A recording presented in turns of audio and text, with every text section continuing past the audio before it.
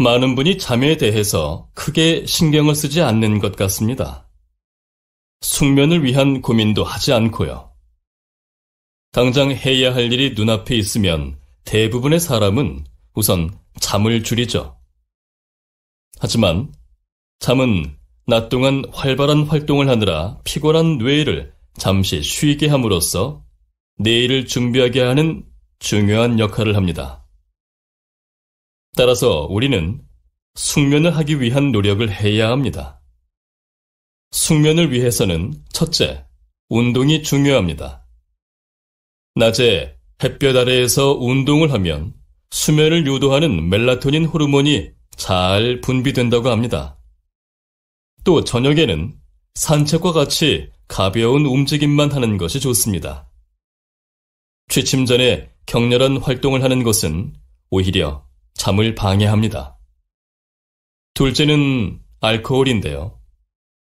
술이 수면에 도움을 준다고 하는 사람들이 있는데 술을 마시면 일시적으로 잠이 올 수는 있지만 깊은 잠을 잘 수 없고 아침에 일어날 때에도 개운하지 못합니다. 마지막으로는 침실 환경을 개선해야 합니다. 커튼으로 외부의 불빛을 잘 차단하여 침실을 깜깜하게 만들어야 하고요. 침대는 자는 곳이라는 것을 몸에 인식시켜야 합니다. 가장 좋은 방법은 독서나 텔레비전 시청은 소파에서 하고 침대에서는 잠만 자는 것입니다. 그럼 침대에 누웠을 때 바로 잠이 들 수 있습니다. 잘 자는 사람은 스트레스를 적게 받아 몸의 피로감이 훨씬 덜합니다. 숙면은 건강을 위한 첫걸음인 셈입니다. 다시 들으십시오. 많은 분이 잠에 대해서 크게 신경을 쓰지 않는 것 같습니다. 숙면을 위한 고민도 하지 않고요. 당장 해야 할 일이 눈앞에 있으면 대부분의 사람은 우선 잠을 줄이죠. 하지만 잠은 낮 동안 활발한 활동을 하느라 피곤한 뇌를 잠시 쉬게 함으로써 내일을 준비하게 하는 중요한 역할을 합니다. 따라서 우리는 숙면을 하기 위한 노력을 해야 합니다. 숙면을 위해서는 첫째, 운동이 중요합니다. 낮에 햇볕 아래에서 운동을 하면 수면을 유도하는 멜라토닌 호르몬이 잘 분비된다고 합니다. 또 저녁에는 산책과 같이 가벼운 움직임만 하는 것이 좋습니다.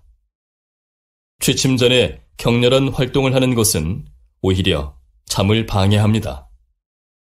둘째는 알코올인데요.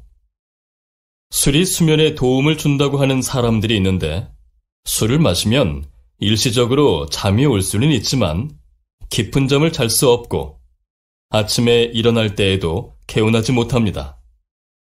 마지막으로는 침실 환경을 개선해야 합니다. 커튼으로 외부의 불빛을 잘 차단하여 침실을 깜깜하게 만들어야 하고요.